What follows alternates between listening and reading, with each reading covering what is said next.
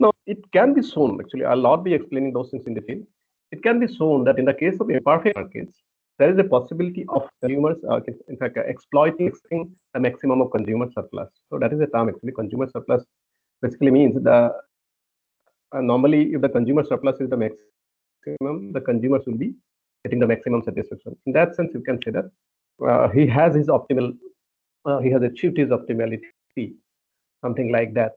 Okay, so when you talk about efficiency, we have to think about consumers, we have to think about producers, we have to think about everybody.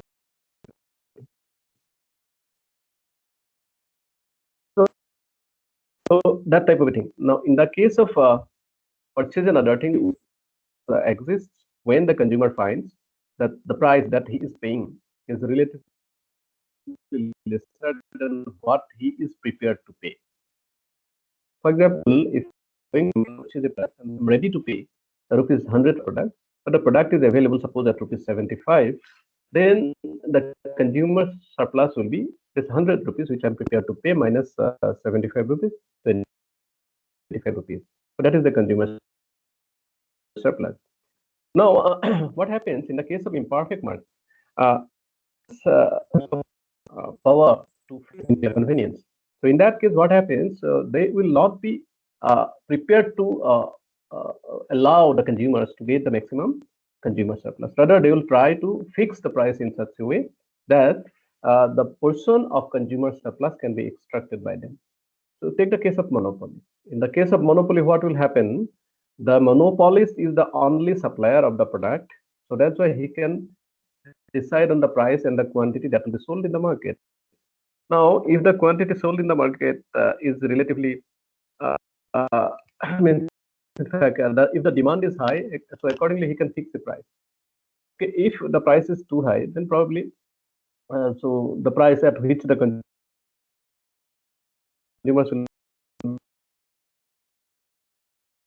be purchasing the product will not be helping them to ensure mechanism of the that way consumers optimality will not be kind of situation. If you compare monopoly market with suppose perfectly competitive market structure, things will be quite different that way.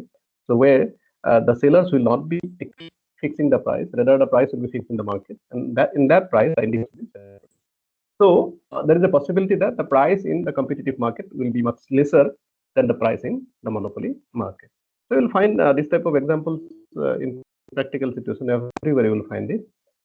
So we cannot say that where the consumer surplus is not the maximum, the efficiency may not be achieved. So that is one thing. So normally, what I pointed out is in the case of perfectly competitive market, in the long run situation, the equilibrium, some kind of equilibrium is attained, and that is considered to be giving the best possible example of efficiency, where everyone involved will be getting the optimality. For example, the sellers will be getting some kind of profit, the buyers will be getting kind of the price at the product at relatively lower price. That type of a thing is there, and the plant is also utilized to its fullest possible capacity. So these are some of the things. Apart from this locative efficiency thing or two, so we talk about also social efficiency and technical efficiency. So we talk about that. So in the case of social efficiency, we try to include external cost and benefits into the process, into the system. Normally, in the case of any decision, the social cost and social benefit, or maybe external cost or external benefit. So these things are not taken into account, because in many activities we find that the explicit cost of production is relatively less. If so, these production activities might be associated with kind of generation of external cost, and these costs are borne by the producer of the product. So in that case, the relative in this.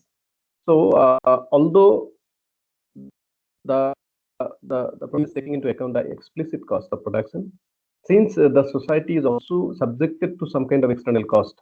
So ultimately, from the point of view of societal efficiency, if external is not taken into account, the society will not be achieving the efficiency. So that is the issue. So in some of the activities, there will be external costs involved. In some other activities, there will be external benefits involved. For example, we talk about this vaccination program. So yesterday in India, so for the first phase of vaccination, I think the vaccines are being transported to different locations. So once the vaccination starts, so there will be positive external benefits for many people or for the society at large. So the cost of vaccine or price of vaccine is kept at around 200 rupees or 210 rupees. But if you take into account the external benefits of vaccination, so that benefit might be much higher. So that is normally not taken into account while talking about the price or the benefit of vaccination. So when we take those things into account, we can achieve social efficiency. In the case of technical efficiency, so the concept is that the production of goods and services should be happening or taking place. So by using whatever raw materials are being used, labor being used, or other factors of production being used, so goods and services should happen at the kind of least cost or maybe minimum use of the resources. So if that happens, we can say that it's a technical efficient situation. So in the case of market failure scenario, already I have talked about these.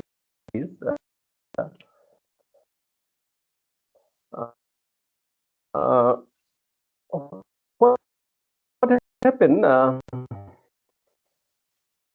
in the case of environmental resources, market forces fail to generate an efficient allocation of resources. Many environmental resources.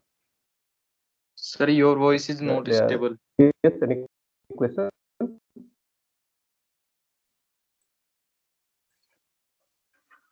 Just a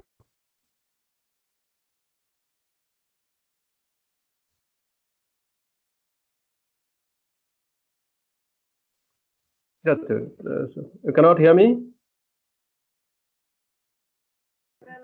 Yes, sir. We can hear you, but voice is not stable. I think due to poor connection. Okay, just wait a minute. Let me switch over to a different network. Just a minute. It might be different.